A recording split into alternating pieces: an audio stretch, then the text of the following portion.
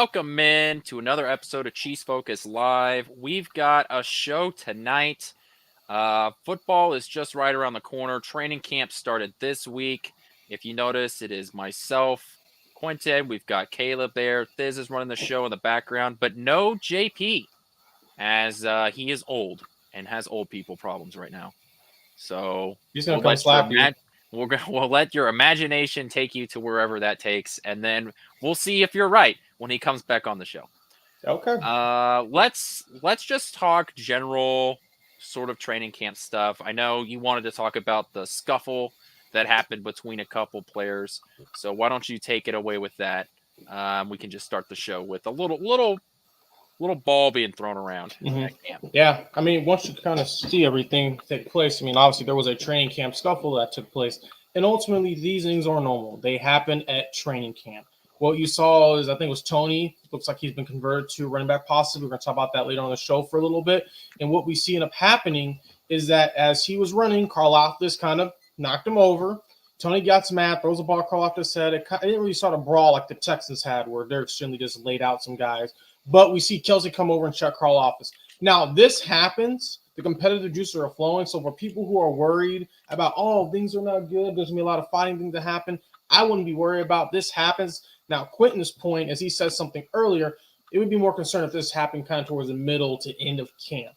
But Andy Reid has done a very good job of keeping these guys under a tight lid, and he knows this is going to happen. Plus, Andy Reid's training camp is one of the hardest in the league. That's why John Ross retired. It's one of the hardest training camps in the league. So for people who are worried about the scuffle, these things happen. It could have been a lot worse like we saw with the Texans where players got knocked out and some crazy stuff, but we didn't see that happen here. So that's pretty much what I want to say with that. Yeah, I think that, you talked about a lot of the points that I wanted to make. I'll make a couple more highlights here. I think that if this is something, it's not that it'd be worrying if this happened in 2 weeks, right? I still wouldn't be worried about it. I think the problem would be is if this keeps happening, right? If you have one player, I don't want to say any names in particular, but if you just had one player that could just continue to cause fights, continue to cause problems, then you start to see, from that individual player, then you could start to have a problem. The other thing is if you had like a new coach, right? If you had a coach, let's say this guy's coming out of college, right? He's a new NFL head coach. He's not experienced, and maybe he doesn't know how to deal with, 28-year-old, 32-year-old grown men, and he's used to, being the dog in the room because he's been dealing with 19 and 20-year-olds. Okay. Yeah, exactly. So you pull him out of that situation where, you're in college and that's your coach, right? There's an age gap there. There's a different level of like that respect, right? Because it's more fearful than anything. Whereas when you get to the NFL, this is their job. This is their life, right? So when you're going from that sort of different type of locker room and you're now in the NFL, there's a different power dynamic there. Yep. And if you're going from college to the NFL and then you start to deal with these sort of problems, that's when I think it could really explode out into something else. But Andy Reid and the Chiefs don't have to deal with any of that because Andy Reid's been coaching for over 2 decades. So I'm not concerned about anything like that. A lid will get put on it, especially because we see the guys that were involved in it, right? These are like veteran players on the leaders team in terms of George Karlaftis and when Travis Kelce shut it down. So I'm not worried about this at all. And to put my final thought on this is that if you remember last year, Travis Kelce got in a little scuffle last year, right? There was someone was trying to strip the ball from him when he was in the end zone, right? And Travis Kelce got upset by that, and there was some pushing and shoving that went back and forth. So this is nothing new. This is not something that we haven't seen before. Look, it's football. Football players are going to do football things, and this is just the sort of thing that happens when you've been out on the field and it's 100 degrees outside. Yeah, exactly, and that's kind of what it comes down to. There's going to be fights. It's hot outside. It's hot in Kansas City. It's definitely hot in St. Joe. So we already know that they're going to have those issues. But we know also at the end of the day, Andy Reid and his experienced coaching staff with Dave Toub, Spagnuolo, and all these other coaches that are position coaches know what to do and how to fix these issues and problems. So for everyone who's worried, I tell you guys, don't worry because everything will be fine and will work out eventually. So Exactly. Let's transition into talking Kadarius Toney, because Andy Reid came out earlier in the week. I believe it was actually yesterday. mhm. Tuesday is when he had his meeting with the media, and he talked about how Kadarius Toney is being put at running back positions and how Mhm. he can be used as a running back. Caleb, why don't you take it and why don't you Okay. thoughts on Tony being a running back for this team? Mhm. Well, to start off, it doesn't really surprise me per se because I feel like Tony could be that. I felt personally he could be that versatile Tyreek Hill like player that can play the running back, the slot, wide receiver one. You could put him pretty much anywhere. And I think that you're kind of maybe, in my opinion, probably limiting his ability a little bit if you don't let him, if he just plays wide receiver. Because there's been times we see they throw to him out of the backfield, he does a great job, or he runs the ball out of the back when he does a terrific job. So I feel like there's a lot to be open there. Now, we're gonna get to this later about wide receiver room, but maybe our wide receiver room is a little bit more bigger, and it's like maybe not the opportunity for him to get on there because see he struggled issues catching the ball last year. Unfortunately, I think there's like 4 or 5 interceptions happened because of him dropping balls. So looking at Tony and seeing what if you look at back his highlights of him taking passes out of the backfield and screens or running the ball in the backfield, he's very elusive and has done very very well even last year at those times when he was struggling.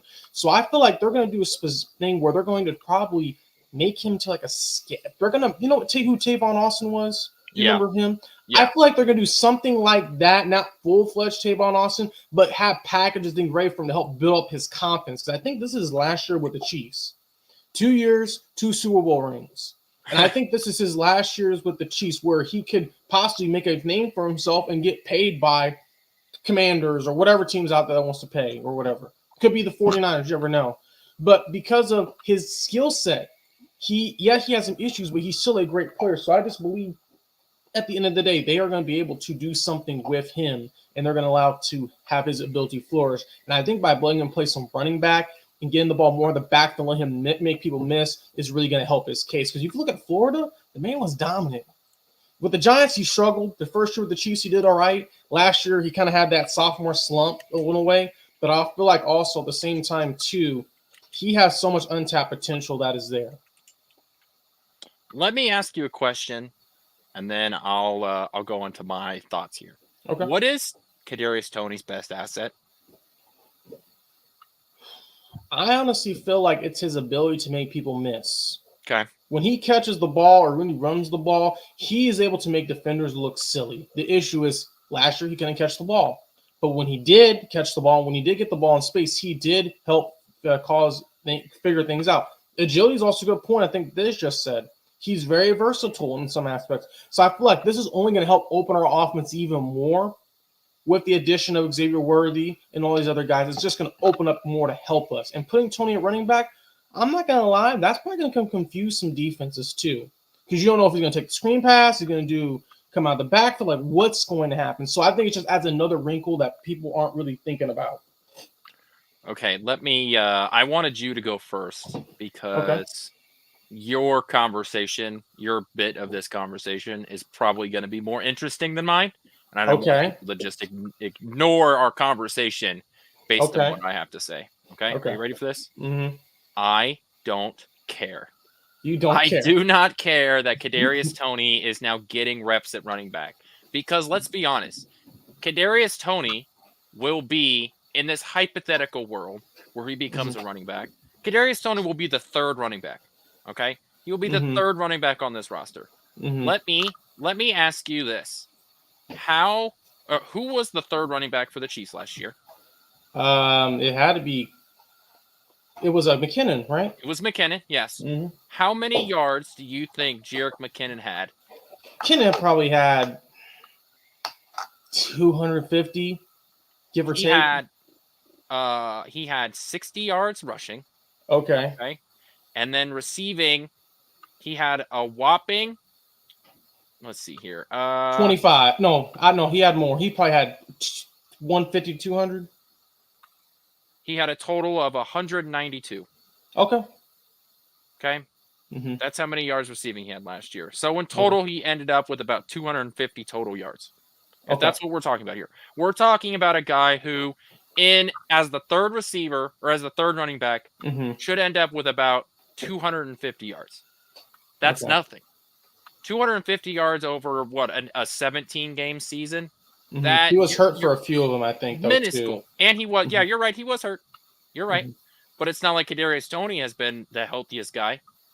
So Mhm. even if Kadarius Toney is a part of this offense moving forward, he's going to be hurt. He's going to miss games. I can basically guarantee you that. He's the Alberto Mondesi of the Kansas City Chiefs, right? He's the guy that, the talent is there, Mhm. the ability is obviously there, but it just won't work out for him. Mhm. And I think that that's what Kadarius Toney is. If we're going to sit here and talk about where the Chiefs are going to find 250 yards from their third running back, and we're scrounging for turning Kadarius Toney into that, it doesn't matter. Whoever they Mhm. put at that spot is going to get 250 yards, probably less, right? Mhm. If Kadarius Toney, I would say that Kadarius Toney is probably not going to break 150 yards. You don't think so? I I don't feel like he's in a major upgrade if you put him at running back 3. And I No. feel like, honestly, he's probably going to take some of Clyde's. Clyde will get carries. more yards this year than Kadarius Toney. Wow. You want to bet? I can make a bet. Okay, we may have to do a barbecue bet. I believe in, and I don't even, it's not even that I believe in Clyde, it's that I'm just out on Kadarius Toney as a running back. Like, if these are now, honestly, these are the kinds of conversations you want to see from camp, right? Mm-hmm. Because when Andy Reid was talking about it, he was talking about how you can use some of these guys. And these are the things that we want to see from Andy Reid, right? These are the things you want to see from an offense. It's, let's see what we got, right? The thing is that we usually see these conversations about undrafted free agents that come in. You see these conversations that are about off-season acquisitions, like free agents that you signed really late and you're excited about them, or maybe, 4th, 5th, 6th, 7th round picks, right? Those are the guys that are usually talked about in this way, not the guy that's been on your team for 3 years going into his third year, and not the guy that last year you were expecting him to be your star wide receiver. These are not the conversations you have with this guy. He has had so many opportunities for this team. He was supposed to he was supposed to be that guy, and he hasn't been that guy. He has fallen from the mountaintop. He was supposed to be Patrick Mahomes' next best weapon. He was going to be a better version of Tyreek Hill. He was going to be this amazing offensive piece that teams were going to fear. And he turns out that he's fighting for a spot at wide receiver 7. He is fighting for a spot to be running back 3, right? These are the conversations we're now having with him. I don't care, because he's not going to be an impactful part of this offense moving forward. Okay. I mean, I see where you're coming from. I just feel like there's still some untapped potential to figure out in this last year. I just feel like there's a little bit left in the tank, and Andy and them know it. And I feel like they can get that out of him. And I believe he can be that guy that does all this running around and doing what he's supposed to do out of the backfield in certain situations. I don't still think you just take him off the field. He's had some time to decompress, figure things out, was at OTAs and all those different things. I think let's just kind of see what he does at camp. Let's give this next month, see how he does some preseason games, and just kind of go from there. Because I do believe also in the other viewpoint, when you look at him and see what he has done, arguably he has shown some great glimpses. And I have a feeling if they can dial in and get him to some packages that help benefit him, it's only going to help us. Because we've seen wide receivers drop balls before. Now, his was pretty bad, but this is not the first time this has happened to a receiver, and we've seen guys come back and bounce back. Like, for example, Wes Welker when he was on the Patriots. I mean, missed a routine catch when it was in the Super Bowl against the Giants. He ended up coming back, doing so with the Patriots that came with the Broncos and had won a great season. So I do believe there is an opportunity for him to elevate, but we'll see. Of course, and to what you just said, of course he's had flashes. He's a former first-round pick, right? Like, well, this sometimes was a guy. Some front picks have flashes. I know, exactly. But the point is that okay, go ahead. No, you can go. No, I'm just saying I believe this is last year. Let's just kind of see what's going to happen, and whatever happens with that, we'll say our piece. One of us will owe each other barbecue. We'll do that. Yeah, I just think that this is a guy that is going to show flashes, and for the rest of his life, he'll show flashes for what he could have been because he was a former first round pick. His highlight tape coming out of college is real. There's a reason why when Kansas City traded for him, that this town got really excited, and we talked about, well, this isn't a trade for this year. This is more of a trade for next year. Anything you get out of him. I mean, this is like word for word what I said on the show after they traded for him. I mean, I was like, whatever you get out of him in, what would that be, 2023? Whatever you get out of him this year, that'd be 2022. Whatever you get out of him this year is great. Really, you're trading for him next year because you need to find the next wide receiver for Kansas City. And it failed. He is not that next wide receiver. And so, yeah, you're going to try and move him around because he's on your roster. He's at training camp. Let's see what you have. But I'm not expecting anything from Kadarius Toney. Yeah, that's a good point. I mean, I don't know. I'm hoping it works out, but we'll just have to see what happens. All right, the next guy that has been a little bit iffy here in Kansas City is Sky Moore. Yes. Also a part of that wide receiver room. Patrick Mahomes was throwing on training camp, and he was 11 for 11. And then he went to drop back a pass, and Sky Moore dropped it. So are we going to see anything out of Sky Moore? I think that's the big question. Is he also sort of a failure after this year? I don't know if he's a failure. I just kind of question the Chiefs' wide receiver drafting abilities with some of the guys they haven't gotten in the past because they want these fast guys that can run the routes, but they're not catching the ball. They're not making the roster. I think Sky Moore can play. But the last year has been not great. He had his rookie year, did not look good at times. Now, granted, in the AFC Championship game, he came back and showed everyone. He caught his first touchdown pass in the Super Bowl. And his last year, he struggled mildly. And I think he ended up on the IR for the rest of the year. Right. I don't know what's going to happen with Sky Moore. I think he slowly makes the roster because there's something still to work with. But I see him maybe doing some more special teams. Unless Mahomes has faith in him, which I can see Mahomes giving it a try with another year. But also, you got guys like Nico Maringo on this roster. You got Xavier Worthy. You got all these guys ready to go. So it's like people are really fighting for playing time, literally, because it's so many weapons on this team.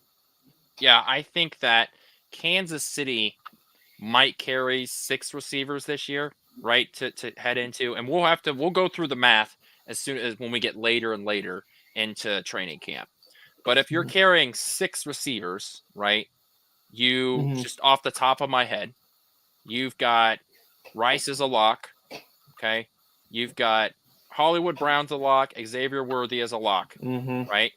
Justin Watson to me is a lock. I know he hurt his foot, but right now he's a lock. So we're down to 2 spots, right?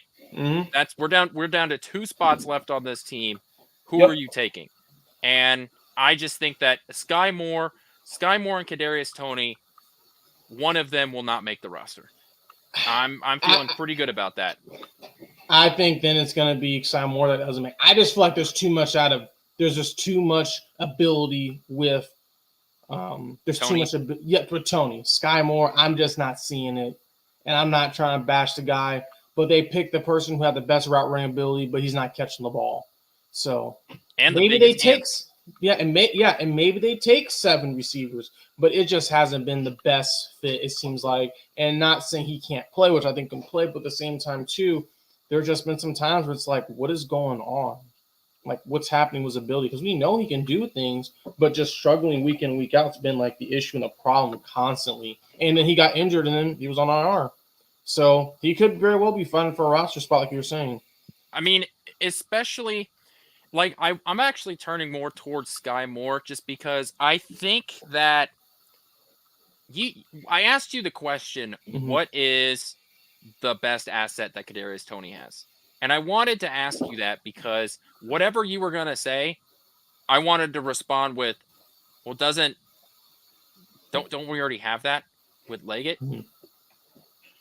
Like, don't we already have that with our draft pick? Like, I feel like we went out and we drafted our Texas receiver. Yeah. Because we needed a replacement for Hollywood Brown next year. And we needed a replacement for whatever fun, happy stuff you were going to do with Kadarius Toney, right?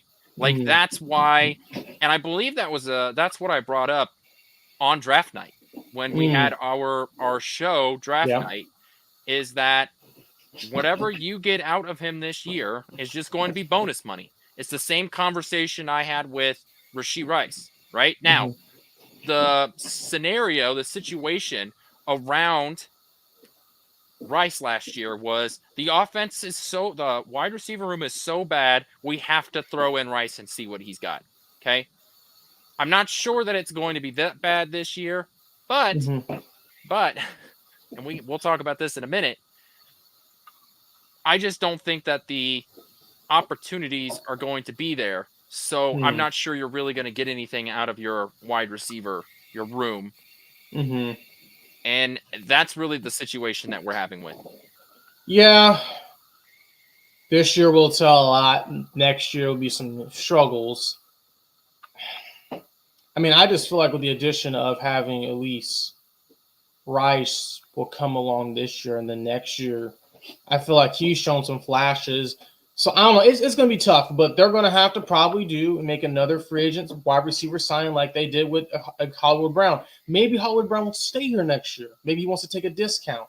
I don't know, but I will tell you this. This year will be very telling, I feel like. Depending on, let's watch what he has to say during his interviews and things like that. Because we got Tranquil to come back. So I think there's very well, if he has a record season, and if he wants to be part of winning culture, he may try to come back. You never know.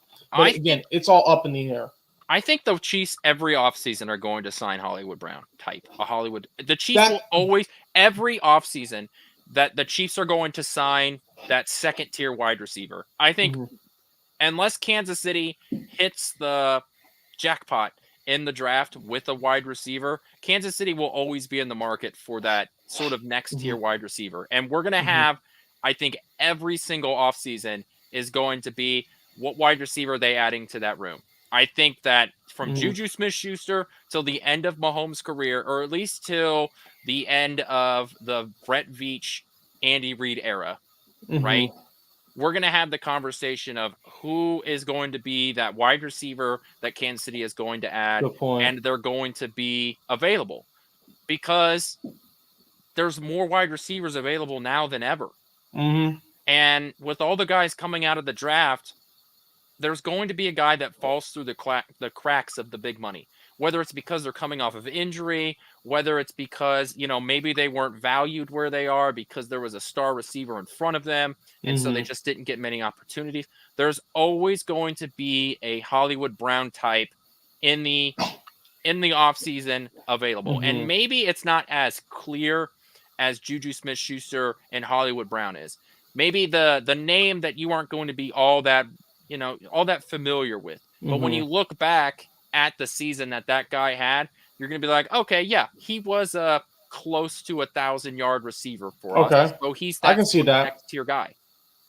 I can see that. That makes sense. Because I don't think that Hollywood Brown is a 1,000-yard receiver here in Kansas City. You don't think? Sorry, say that again. I don't think that Hollywood Brown is a 1,000-yard receiver here in Kansas City. I think he's like a 900-yard guy. I think he's sort of that one step back. And I think that just because when you look at his career, he's been a 1,000-yard receiver one time. But when people bring up that season 2 years ago, they don't talk about the fact that he had 147 targets. The last 2 years, two of the last 3 years where he's had 100 targets and 107 targets. Both times he's had 900 yards and right around 800 yards. Right? So unless he gets 150 targets, which is not happening in Kansas City because Travis Kelce plays tight end here. And wide receiver 1. Right, exactly. So he's coming into a system where he's essentially wide receiver 2. Really wide receiver 3 because Rice is your actual number 1 wide receiver. I'm not sure that Hollywood Brown gets the amount of opportunities to be a 1,000-yard receiver. And I just think that we are setting our expectations up to where this guy's going to be this guy's going to be that. And there's not that much, there's not that many yards and touchdowns to go around for Toney to be this great guy coming out of the backfield and get 500 yards there. And Hollywood Brown to be 1,000-yard receiver, and Travis Good Kelce point. to get 1,100 yards, and Rashee Rice to get 1,200 yards. There's not that many yards to go around. Patrick Mahomes is fantastic; he's great, but there's not that many yards per game. It's not happening. So we need to take a step back when we're looking at the wide receiver room and recognize this isn't a wide receiver room that's filled with future Hall of Famers, right? It's Travis Kelce and some guys, some good talent, but it's nothing that should blow out. And I know this isn't a fun conversation for people to listen to, but I think we're heading into training camp and we see some fantastic plays made with guys that are wearing shorts and a t-shirt. And you know how I feel about those. Your favorite quote. Exactly how I feel about those, Caleb.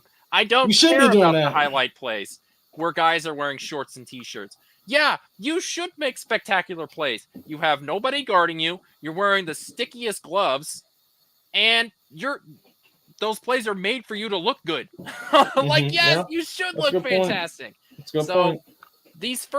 That first week of training camp, I don't really care about. We're going to learn a lot heading into next week. That's fair. That is fair.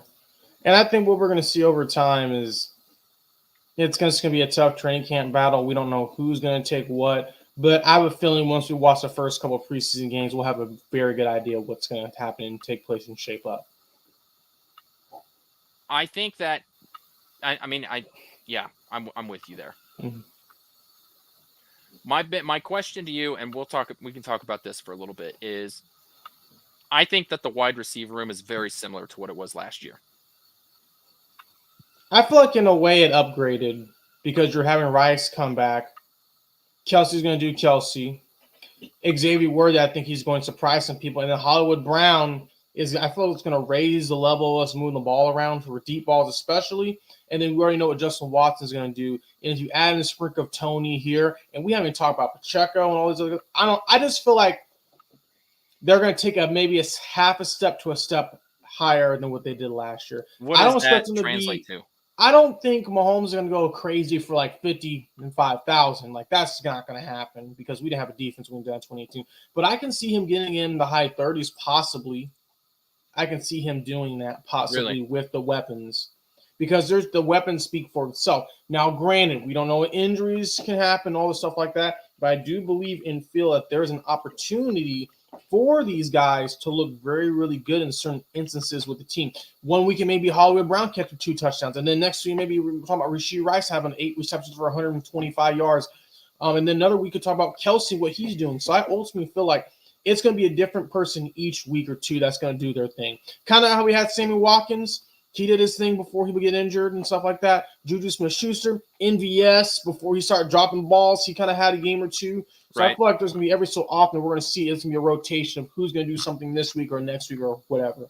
Teams are going to have a hard time because you're looking at Rashee Rice, Xavier Worthy, Travis Kelce, and all these other guys. Teams are just going to have a hard time. You really can't double anyone. I'm looking at this. Like, you really can't because you're going to get burned with speed. And I think that is why I think that's part of the reason why they're talking about moving Tony to running back because they kind of want to go back to this, Legion of Zoom type stuff. They want to go back and throw the ball deep and try all of these different things. It's why I think the offense is going to be better. Right. I know that this has been Quentin's Debbie Downer half hour, but I do think the offense is going to be better. They're not going to be inept. They're going to be able to push the ball down the field, and statistically, they're going to look better. I just don't want the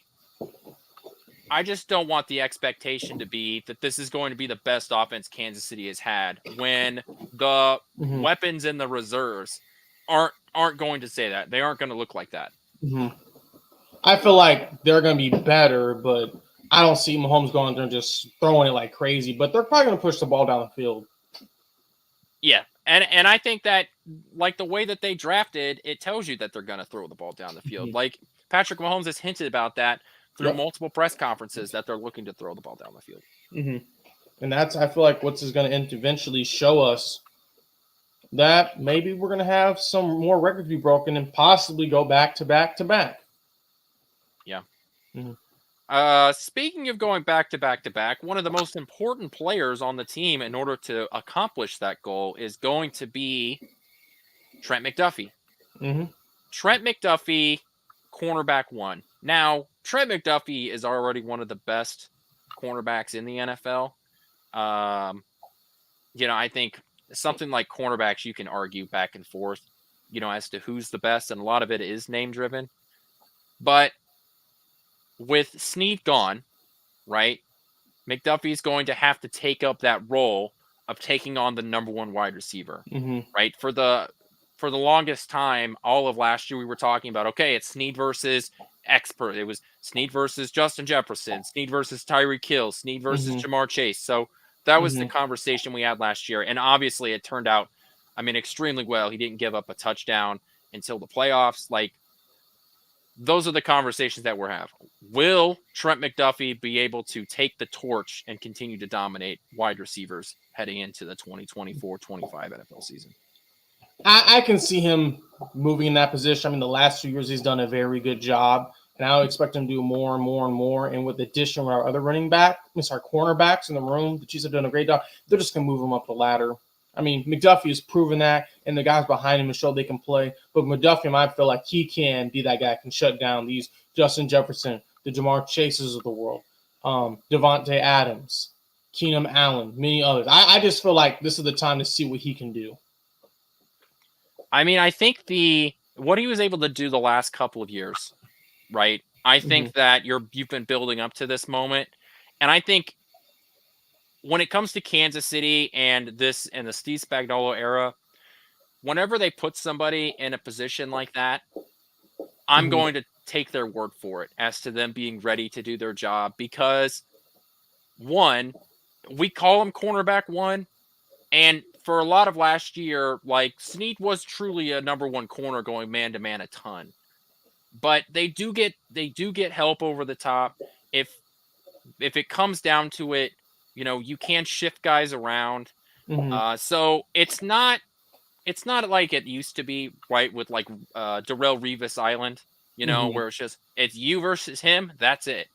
So with that said, I do trust them, right? Because I agree. Up to this point, you have to. They've been phenomenal at drafting corners and being able to develop them. So yeah, I do think Trent McDuffie is up for that number 1 job, just because look at what else they've done. And I feel like also when you look at all the different things that the defense has come into play, especially with Spagnuolo and then the guys he has that's been working for him, they've done a very good job of turning this defense around. So I am trusting what they can able to do, because you saw the adjustments in the Super Bowl. We saw it all come into play. So I'm not worried. They're going to put the guys in the right decision like they've always done.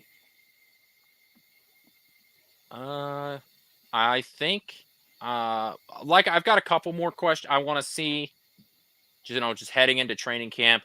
We know left tackle is going to be a big conversation. I want to see what they do with Shamari Connor. That's my guy. I've been talking about him for a little bit now. Snead's replacement. Snead's replacement in terms, being able to use him in the slot.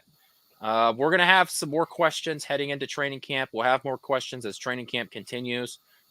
How is the special teams going to look like? We can have like actual special teams conversations, and it not just being like, oh yeah, special teams exist. No, we're going to have real conversations about the special teams and what sort of formations we're seeing based on the kickoff, how they're using the rugby player. There's going to be some real questions. We're going to learn more as the year goes on. So we'll just have to wait and see.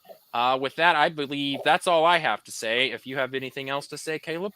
No, all I'll just say is you can go to training camp, go to it, watch everything take place, and you'll learn a lot. It's a very great time and atmosphere. Quentin and I went up a couple years ago. It was a great time. Yeah, I got a hat signed by Travis Kelce. You did. So it's sitting over yonder, behind me a little bit. So, and I got that before he started dating Taylor Swift. So that's like pre-popularity, Pre-popularity. There you go. They got to check the ink to make sure that it matches up the dates and everything. With that being said, everybody, have a good night, and thanks for watching.